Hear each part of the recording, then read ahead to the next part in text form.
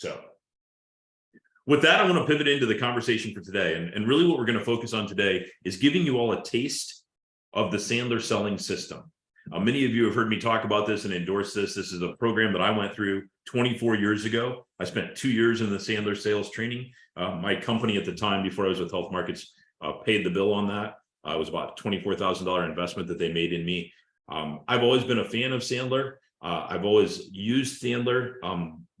I've actually chosen to take a group of agents on my sales team back through the initial Sandler training, which is called Foundations. It's actually a 12-week course. And so Steve Caviggiola, myself, Sandra, and a number of the agents on our team, including some tier 4 agents like Kevin McIntyre and Laura Dennison, are currently in this program. We just finished our 6th week of training. So it's an investment that we all made in ourselves. The cost for this was about $2,000 per agent. And so each agent paid their own way on this for this go round. Along with that, there's a lot of additional online content and things that we're able to access as well. So I think it's been a really good 6 weeks. It's interesting because Steve Caviggiola and I have taught and trained and studied Sandler for the last 2.5 decades. And so to be going back through these fundamentals, I'm realizing that I may have forgotten more about Sandler than I remembered when it's all said and done. But it's been a really positive experience. Moving forward, we're going to give everyone opportunities to engage in this. It's a 12-week course that we work our way through. So 6 to 8 weeks from now, we're going to be starting another course. I'm still debating whether we do this through open enrollment or maybe we launch it right after open enrollment, the next one. But I just encourage you guys, if you're in a sales role and you're building a practice and you've never had professional sales training, that's what Sandler is. It's professional sales training. And so Steve has actually been building out some additional content that we're going to be using with new agents. And so the focus of today is really a Sandler foundation, but it's why salespeople fail. That's really the core of what we're going to be going through today. So Steve has given bits and pieces of this in different segments over time, but he offered to jump in today and kind of share some of the content that he's built for us. So without further ado, I'm going to turn things over to Mr. Steve Caviggiola. Cav, you should be able to share your screen. And I don't know, before you jump into it, if you have any other commentary or context about what your thoughts are about going kind of back through Sandler here as well. But I'll turn things over to you from here on, my friend. Yeah, no, I've been talking to Silas about this. The cool thing about going through Sandler now is obviously, you know, when I went through it initially, when Silas went through it initially, we didn't even have an internet. There was no social media. I mean, things have just changed dramatically. And so the cool thing about going through it now is it's kind of been brought up to the times. I mean, the principles are still the same, but how you interact that is different than it was years ago. And again, as I'm implementing these systems into my presentation, I'm telling you guys, selling has never been easier. I have never felt less pressure. You know, last night I closed a $206 sub deal, and these people were just, I want this, I want this, I want, you know, so it's again, when you take people through this process, it makes everything on your end so simple if you can just learn to do a few things. And so that's what I want to show you, because this thing is called Why Salespeople Fail, because they don't do a couple of fundamental things that can change everything. And so with that being said, let's go ahead and jump into this. And this is a new training that when I do the new rep training, we go through this now, and even people that went through the last training, I've even updated even more, because every week we go through this Sandler training, I'm kind of adding little bits and pieces that kind of enhance this. But basically, the background behind Sandler's system is David Sandler was a struggling salesperson that got so depressed that he went and saw a psychologist and started talking about his problems. But in tail, as he was talking about the problems and everything he was struggling with, this psychologist started telling him about, well, what about this and this and this? And they literally created a new selling system based on psychology. And that's why I love the Sandler selling system, because a lot of you know I have a psychology degree from DePaul University in Greencastle. This stuff just makes so much sense to me. But when this system is implemented correctly, there is virtually no pressure that most salespeople feel. Okay. There's no pressure of feeling like you've got to convince someone to do something. When you get good at this, there's no pressure financially because you're making money. You're not wasting your time with people that can suck you dry. And so that's what we're going to go through. And so a lot of this is understanding what's going on. Because once you can understand what's going on, you can adjust your behavior to make it work the way it should work. And so the first thing, and some of you, we've been through this before, but this is something even when Eric Meyer went through this, he's the Sandler trainer. I've heard this 1,000 times. I've read this in the Sandler book 1,000 times, but always going back and understanding how prospects are going to deal with you is very, very important. And they basically have 4 things that they do. The first thing they do is they lie to you. Okay. People have been taught their whole life that it's okay to lie and mistreat salespeople. Otherwise, honest, upstanding individuals believe they can say it and treat salespeople any way they want. And the reason they do that is self-preservation. They know salespeople go through all this training and all this kind of stuff. So they have to build this defense mechanism around them, because they know if they come across as too eager, we're going to stick our talons in them and not let them go until they buy something. And so what they do is they hold us as far away as they can, but they still want to do it. Now, again, one of the examples we always do this to prove that this is true is, again, when you walk into a store, let's say you want to buy something, you know exactly what you want. You're introduced or you're intercepted by a salesperson and they say, "Can I help you?" And someone come off mute and tell me what the Pavlovian response is to "Can I help you?" No. Nope, I'm just looking. Yep, no thanks, I'm just looking, even though I know exactly what I want.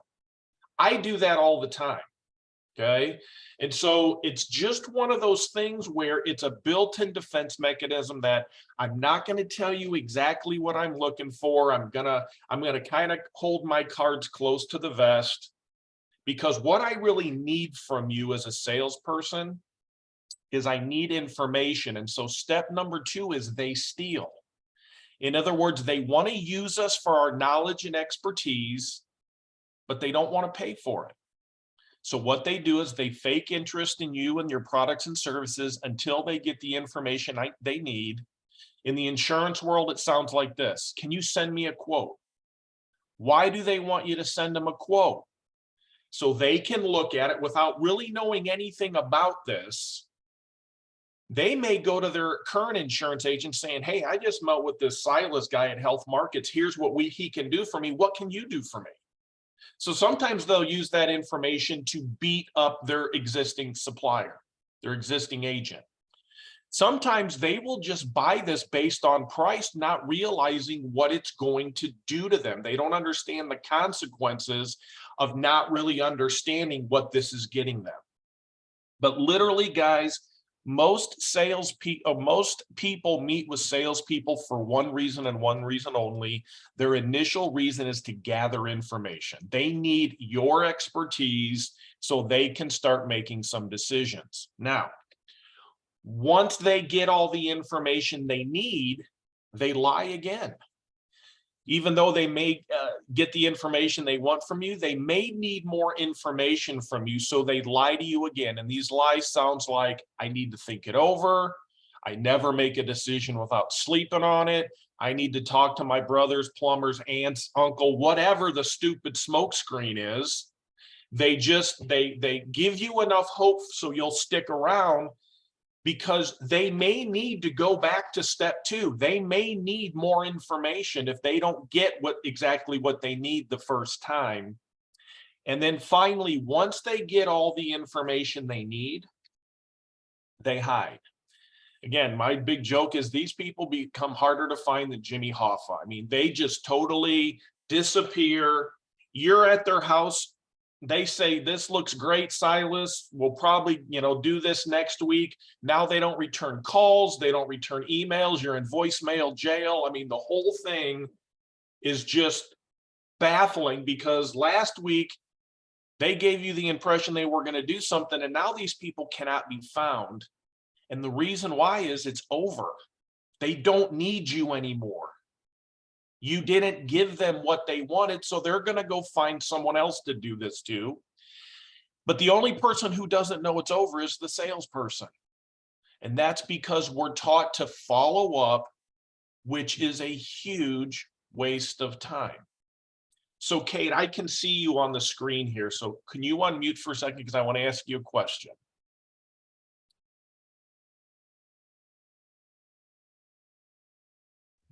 Okay. All Hi. right. If you're going to get a no, do you want to get a no right away, or do you want to get a no 6 weeks later? Which is more important to you? Right away. I don't want to waste my time. But that's what most salespeople do is they eventually get the no. Either they finally get told no, or they finally give up, but it may be 2 or 3 or 4 weeks down the road. And all you did was waste time. And so the whole idea behind the prospects buying system is they lie, they steal, they lie, and they hide again. Okay? There's nothing we can do about that. Prospects don't go to role-playing school for this. You can't go buy a book at Barnes & Noble saying, here's the prospects buying system. Guys, this is all just natural ways to deal with salespeople. Okay? So as long as I understand it, number one, I can figure out what to do about it, or number two, I can at least know what they're doing to me. Okay? So how does traditional selling deal with this? Well, most traditional selling teaches, number one, you do a needs analysis, or you attempt to qualify. You start asking questions, and you're trying to work towards a yes, and each qualifying answer leads the salesperson to believe they're going to get a sale. Yes, I just lost my job. I need health insurance, and I want to get it by the end of the month. And we hear all this kind of stuff, and we're thinking we're going to get a sale. We may or may not. Okay? Once we get enough yeses, now we present the solution. If we feel they're a good fit for us, we'll perform the presentation. Once the presentation is over, we'll attempt to close it. We'll present the solution, we'll close the deal. And you know what? Some people will buy at this point. They will actually get the insurance for the end of the month. But a lot of times, this is where stalls and objections come into play. Okay? So again, I'm trying to close the deal. Well, I need to think about it. I never make a decision without sleeping on it. Some people are like, hey, looks good. Let's go ahead and get this going. Okay. And then finally, step number 4 is if they do give us the blow off, we have to chase them, because we're taught to chase the prospect until there's a definite no. Guys, we do this on internet leads. I'm going to call this internet lead till they actually tell me no. Go ahead. If they don't respond to you in the first week, they've already told you no. Why do you need to keep calling them? Okay. That may be politically incorrect with health markets, but the bottom line is that's what it is. Okay. Now, this is where most people spend their time. They chase a no. That's the problem. The problem isn't the prospects buying system. The problem isn't traditional selling. The problem is we spend way too much time with people who are never going to buy from us. Does that make sense? Someone nod their head to say that makes sense. Okay. So here's what happens when these two systems collide. The salesperson does the needs analysis and attempt to qualify. The prospect lies. The salesperson presents a solution. The prospect steals. Salesperson attempts to close. Some people buy, but most lie again. Salesperson follows up, the prospect hides. So here's what you usually have. You have a frustrated salesperson and an educated prospect. That's usually how most of us end up. We're frustrated because we're doing everything right, but they're not doing it. They get the information they need, and it doesn't matter to them. They're just going off to the next person, okay?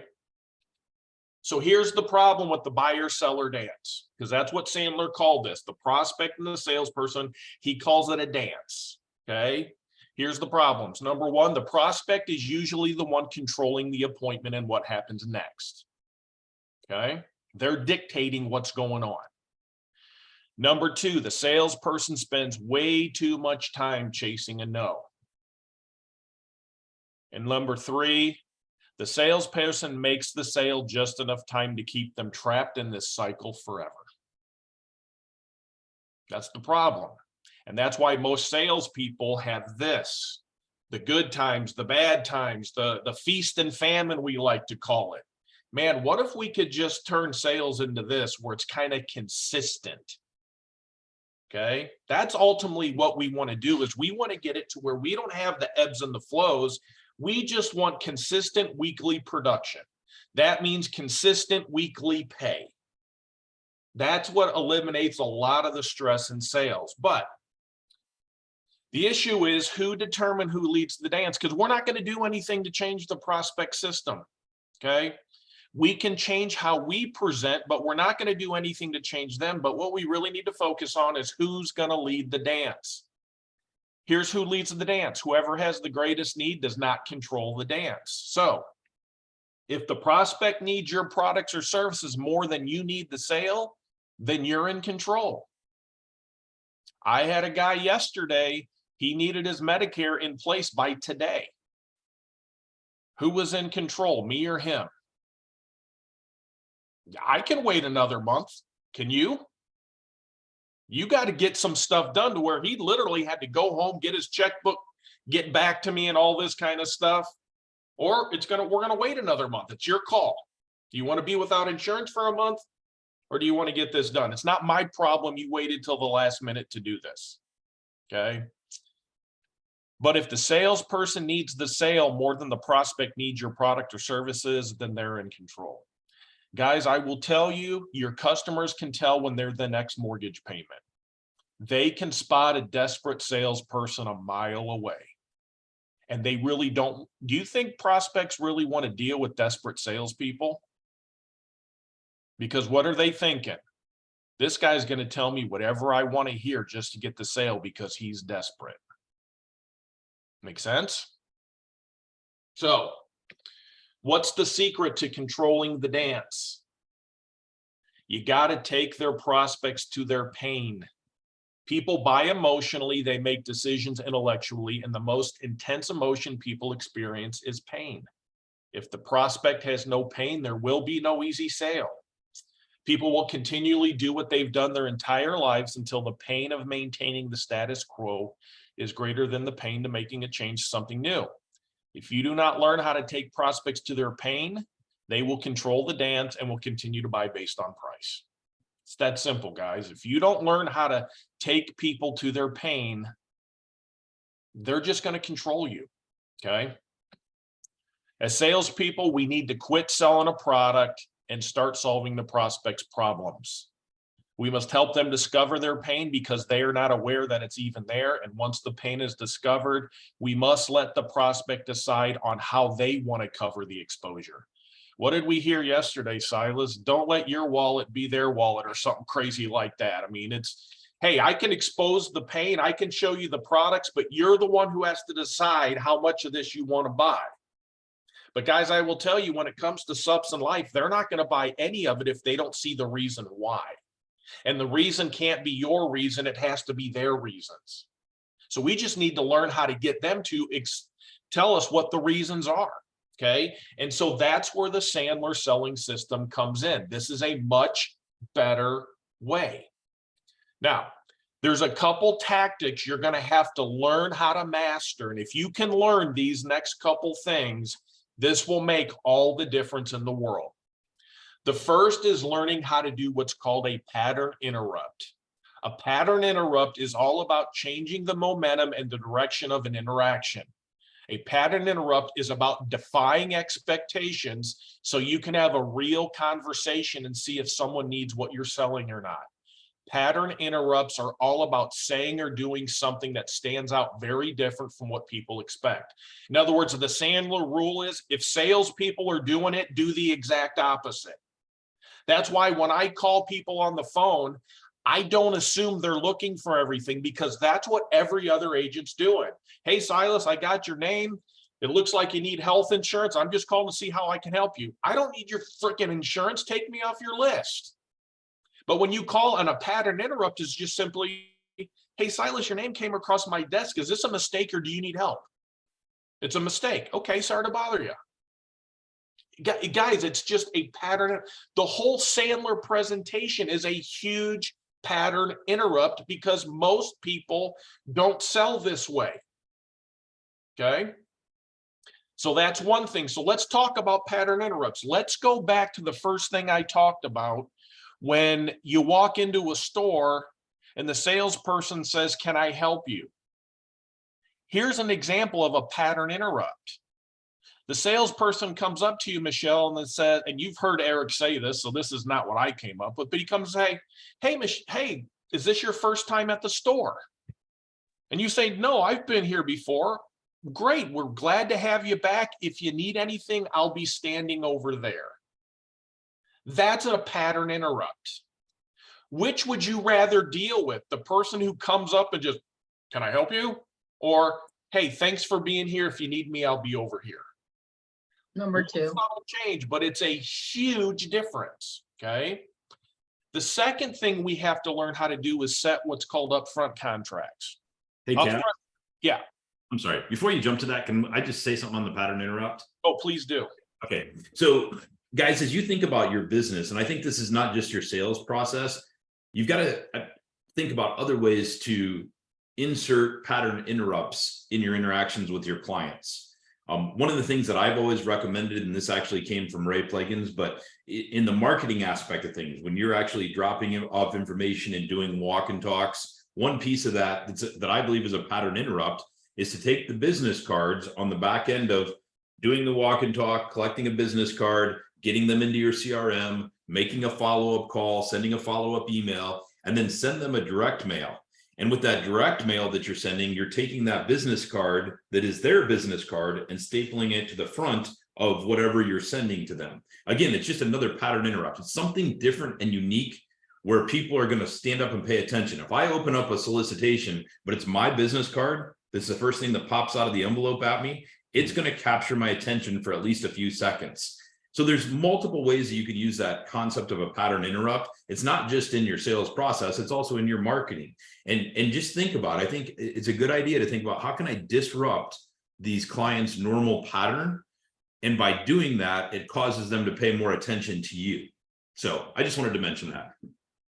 Yeah, I mean, here's a great pattern interrupt that I forgot we used to use.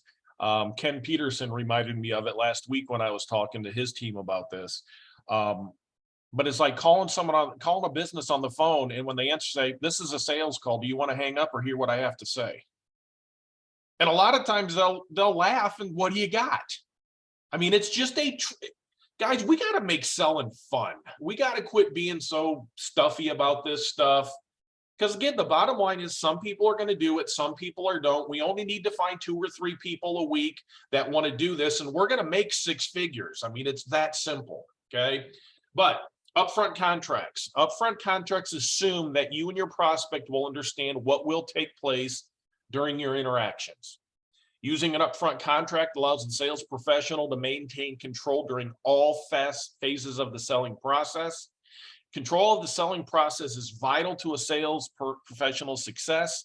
If that control is lost by allowing the clients to orchestrate meetings or to introduce unexpected elements, it is difficult, if not impossible, to effectively follow the Sandler method and close the sale. But if an upfront contract is established, the salesperson can confidently guide client interactions and keep the process on track. Again, all we have to do is we have to start setting expectations up front. Here's an example of an upfront contract. If I'm going to meet with Veronica and I think this appointment's going to take an hour and I show up and she only gives me 15 minutes because she's got to go pick up her kids, whose fault is that? It's mine because I didn't let her know that I needed an hour of uninterrupted time. If I have someone come to my office to do an Obamacare plan and I did not let them know they need to bring Social Security numbers, that's my fault. So again, upfront contracts are things that you want to set up. Again, and one of the biggest upfront contracts is, Silas, if at any point you don't feel I'm a good fit for you, let me know. And if I don't think I'm going to be able to help you, I'm going to let you know. Guys, we have to start giving these people permission to tell us no. If you give them permission to tell you no, they're not going to come up with all the stupid smoke screens. Okay. So the biggest thing about following the Sandler system is I don't participate in the buyer system. Okay. I just don't do it. I don't worry about lie, steal, and hide because I'm setting up front contracts so they don't have to do that kind of stuff. Now, here is the Sandler system presentation. Step number one is you establish rapport. And again, you guys have heard me say this, establishing rapport is not seeing a fish on the wall and, hey, do you like to fish, or making that stupid small talk. There's a couple components to establishing rapport. Number one, we have to get the customer comfortable with us by learning how they process information and communicating with them in their language. And for those of you who've gone through training, we understand that some people are visual, some people are auditory, some people are kinesthetic. We have to learn how they process information so that we can talk to them in their language. This skill is very important because if you present the information in a way they cannot understand, they will have no choice but not to buy at the end of the presentation. If you're just talking to a visual person, all they're going to say when they're done is, that looks good. Can you leave me something to go over? Because they need to read it.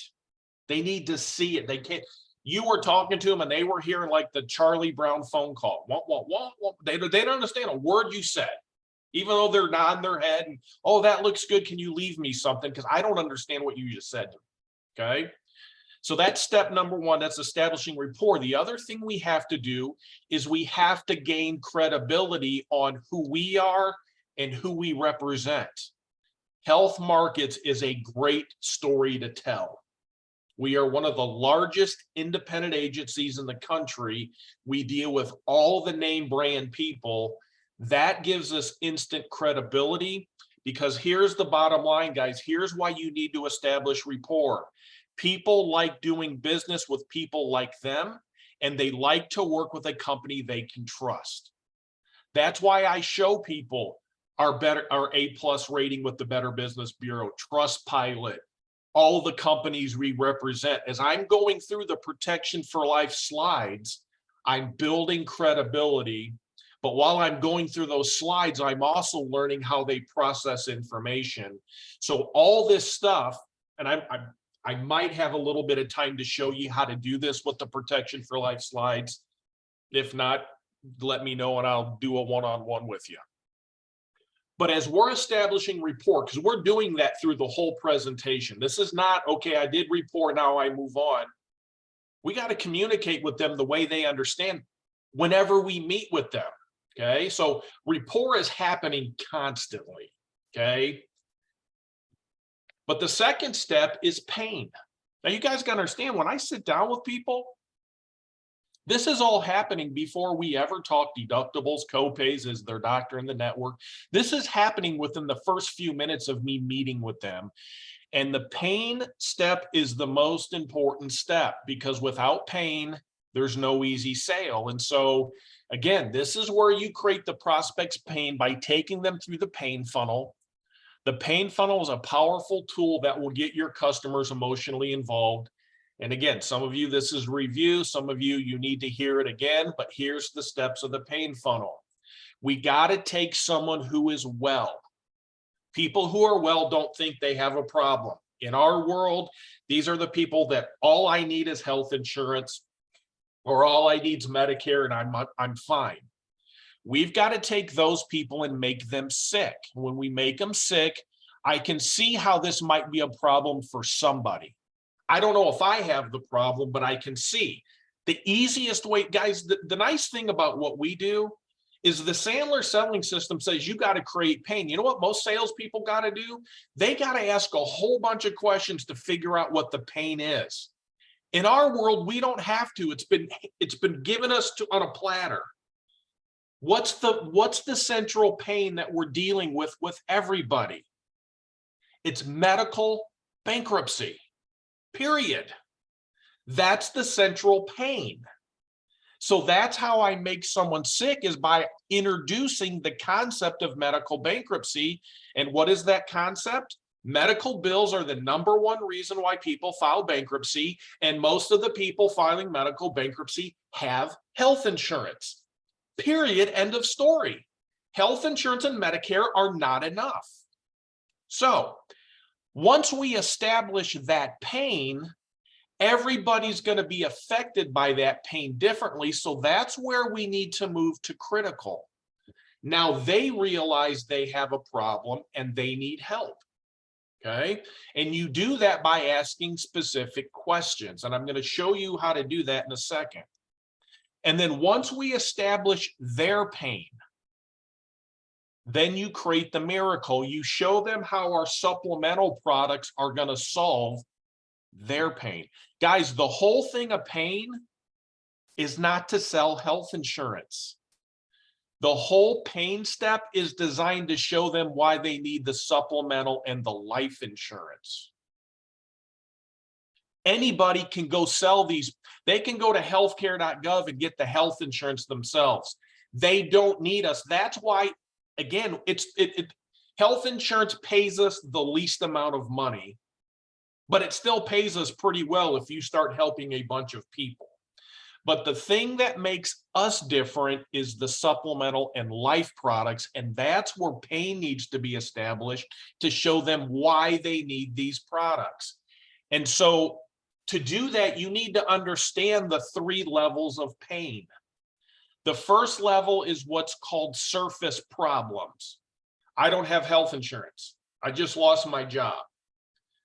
Then there's reasons for the surface problems, and then there's personal impact. So let me use something as simple as, if I ask someone, do you have any type of income protection like AFLAC or disability? The surface problem is no, I don't. So we think as salespeople, I need to sell them subs. They don't have income protection. But we don't establish, why don't you have income protection? Because there's a number of different reasons why. Number one, I may not have income protection because I'm ignorant of what's going on in the whole medical bankruptcy.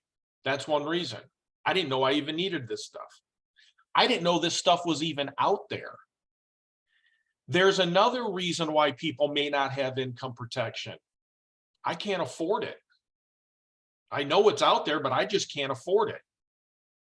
Or a third reason is I don't have income protection because I don't need it. I have money in the bank.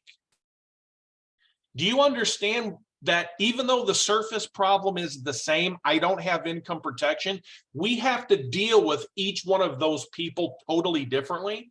If someone can't afford it, is there anything I can do to get them to buy subs? Nothing. Unless I want to pay for it for them. Okay, there's nothing I can do.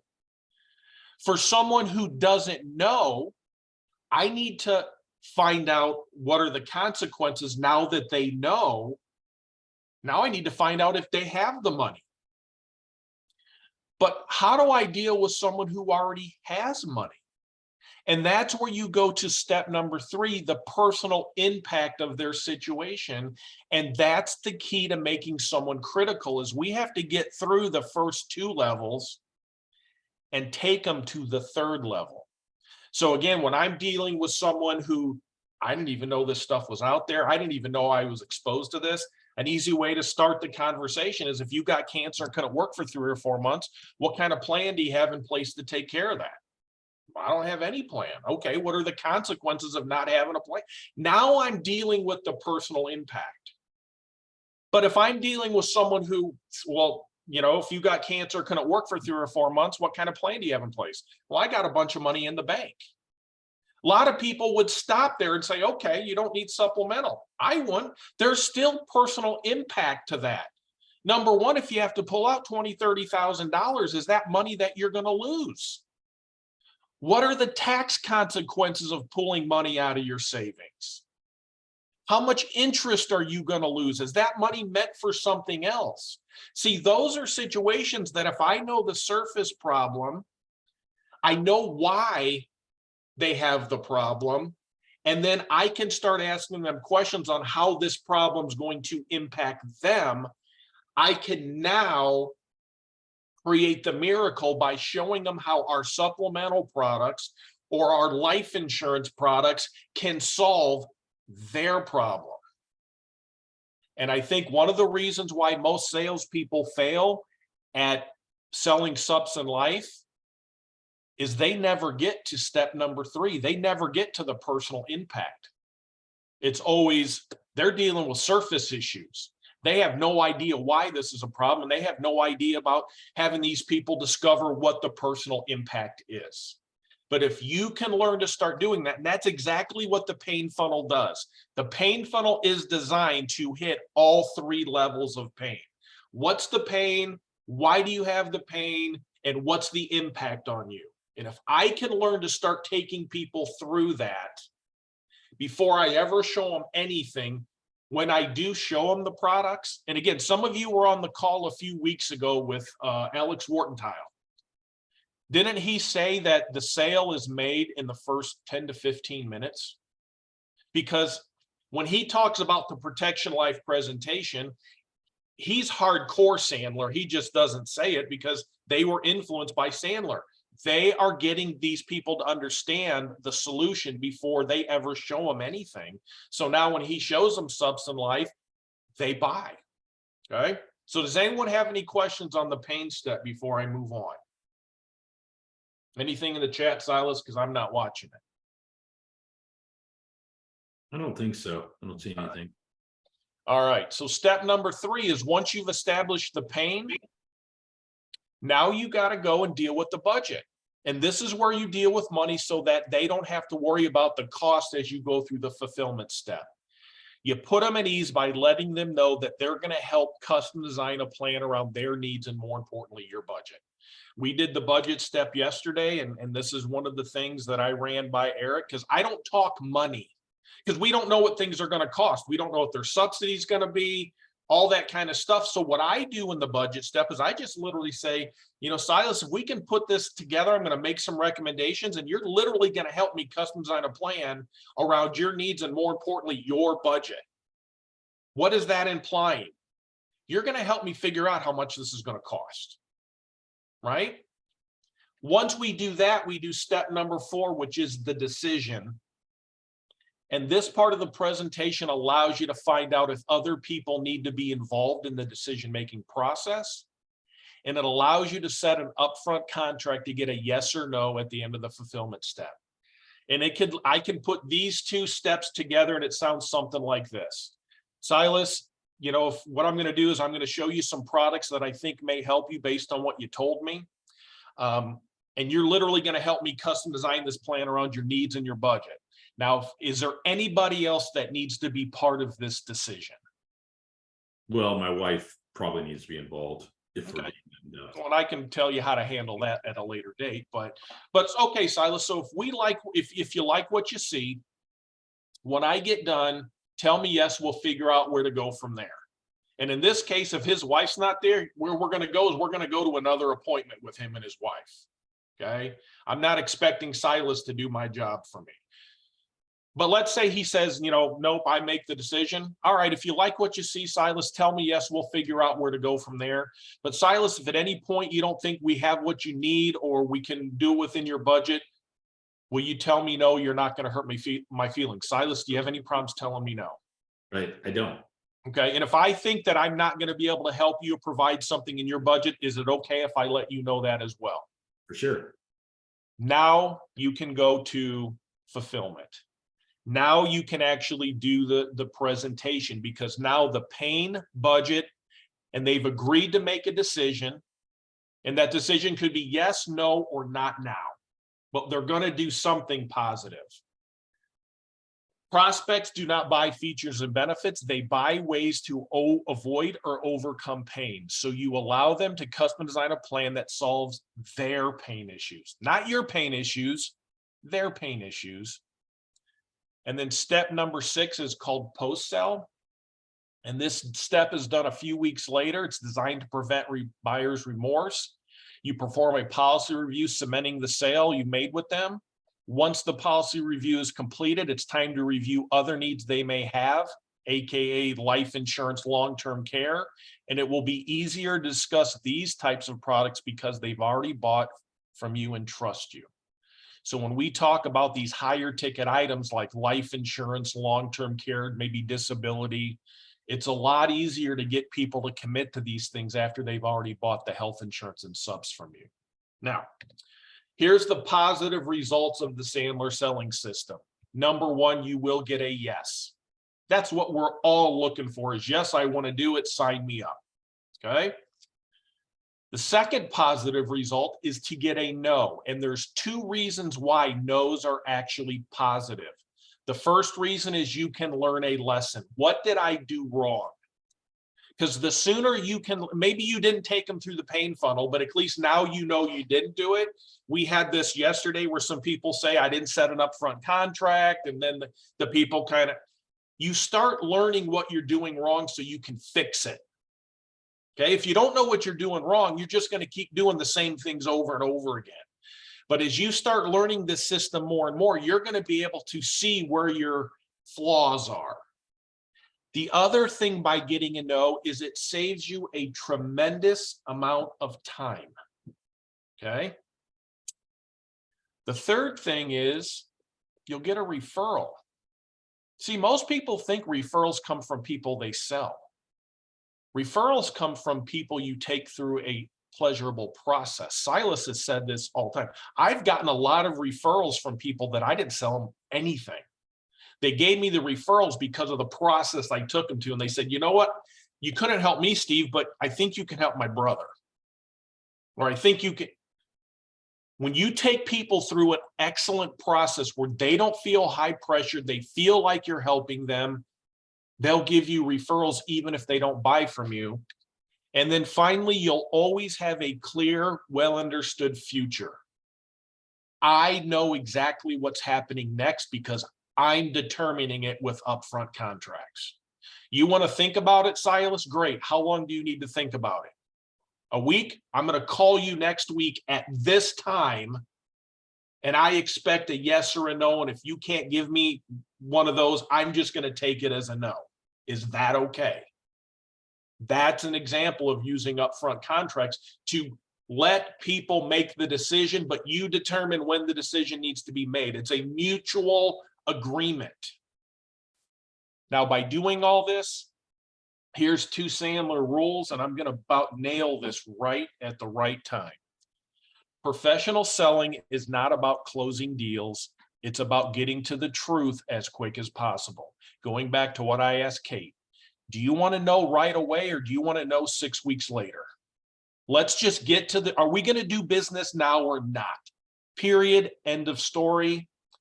And the other thing, guys, is just because someone is a prospect does not mean they qualify to be your customer. You get to pick and choose who you work with instead of having people, pull you around like a dog on a leash because you feel like you have to help everybody. The people that cause me the most grief are the ones that pay me the least amount of money. Cheryl's mentioned this a bunch of times. Medicaid people, it's a great group of people to work with, but they are going to drive you absolutely batty because they can't do anything for themselves. I choose not to work in that market unless I absolutely have to. I would Silas, his practice is primarily high wealth, high net wealth individuals. That's just, he chooses to do it. But guys, we don't have to help everybody just because they need our help. We need to start qualifying these people to see if they're worth our time. Now, I don't have time to do it right now, but I've actually created a 5-step appointment setting process that determines whether it's worth my time or not. And it simply revolves around, if you want to work with me, we're going to meet, period. I don't send quotes over the phone. We're either, you're going to give me 5 minutes on the phone so I can do a fact finder. And then we're either going to meet face to face or we're going to meet virtually, but we are going to meet. And if you're not willing to do that, I'm not willing to work with you. And it's okay to tell people that. Look, it doesn't sound like I'm for you. If you're not willing to meet, it doesn't sound like I'm a good fit for you. I'm just going to go ahead and close your file. We're in control, guys, not them. But if you let them lead the dance, they will. So Silas, I hit this at 10 o'clock on the nose. So It was really nice stuff, Sam. And I guess one thing I would take away from this, and I would challenge you all on, is what Cav is teaching here and what Sandler at its core teaches is the science of selling. I really feel that there's a science to selling, which is something you can learn, you can practice, you can manage towards an outcome. There's also a certain art to selling as well. But that's something, unfortunately, I see way too many people in our business who have never been taught the science of selling, who have never put a process in place, who have never told a client no, where they're shooting from the hip on everything. And when you're shooting from the hip on everything and relying on art, you may be a really good talker and a really good salesperson, and you may be able to secure some deals like that. But I feel like if you can bring the science of selling, you're basically taking control of the sales process by focusing on the science of selling as opposed to just the art behind selling. So that's what Sandler is. It's professional sales training. Hopefully this has given you a little bit of taste of it about it today. If you want more at a very small cost, you can actually purchase the Sandler book. It's called You Can't Teach a Kid to Ride a Bike at a Seminar. Multiple agents on the second edition. Get the second edition, not the first edition, because second edition's got LinkedIn stuff in it, how to do social. It's updated to now. But here's the book. And that would be a good starting point if you want to start to, and I will tell you something too. This isn't something you can just sit through these courses or sit through one of these and become an expert at the science of selling, right? It's something you've got to engage in regularly over time, and you've got to continue to hone and refine your processes. So that's where we're making down the road here a little bit. We're going to make these Sandler Foundations classes available. It's going to become a part of what we do. Because I don't think there's a better platform out there personally. And for most of us, this is how, most of us who are successful, this is how we built our business. I think Ray Plagan said he's read that book 6 or 7 times over the course of his career. I know I've read it a number of times. It's sitting in my main office. It's something worth really diving into if this is going to be your profession and you want to be an expert in the work that we do. So Cav, thanks again today. Guys, next week we're going to be back. I've got Ronnie Bell. If those of you who know Ronnie, if you know her, you love her, but she's actually out of the Cleveland market. She's Rick Bell's wife, but she's been in the business a long time. One of the most prolific agents, female agents or agents of all genders that have ever been a part of the organization. So she's going to join us next week and talk through kind of how she builds her practice. She does some incredible things with the storefront and local marketing techniques and things. So we're going to tap into her. I've got a couple of more people that I'm scheduling through the month of August as we continue the summer speaker series. Hopefully you guys are picking up something every single week and taking nuggets and implementing them in your own practice. So with that, we'll wrap things up for today. Thank you all for being here. Make sure you I got one thing. Yeah, go ahead. You and Sandra have a copy of videos I've created. Mm-hmm. 3 of the videos, and I have to thank Sean Little for this. We actually did a mock presentation of me taking him through the Sandler presentation. Could you send that out to everybody that's on this call so they can kind of see Sandler in action? And Sean, while you're on the phone here real quick, you were on the other side of this. So could you just comment on what it feels like to go through the Sandler presentation? Yeah, so really quick, I mean, it was interesting. So, I mean, you certainly do feel, I know you were talking about earlier, Kev, just sort of diving into questions and, once you question something, asking another question and then another question. It does get you to feel the pain. I mean, by the time you were done asking me some of those questions, I really felt like I was going to lose the house and so everything. So no, so it definitely it's effective. Thanks, Sean. Yep. So we'll send out some of those videos so you guys can watch those on your own time. Cav, thanks for taking the time to put those together. Appreciate all you're doing to support the team and help train on this stuff. We'll continue to integrate these this Sandler selling system into everything that we do as we move forward, whether it's new agents or veteran agents. And if you want to engage in it, keep your eyes and ears open because we'll give you some opportunities to do that. So, all right, everybody, have a great day today. Jarko, happy birthday. I think it was your birthday yesterday. I'm sorry I didn't lead off with that. So a young 28, I can see it with all the gray. So hope you had a great birthday and hope you have a good birthday week. Everybody take care. Have a good Tuesday. See ya.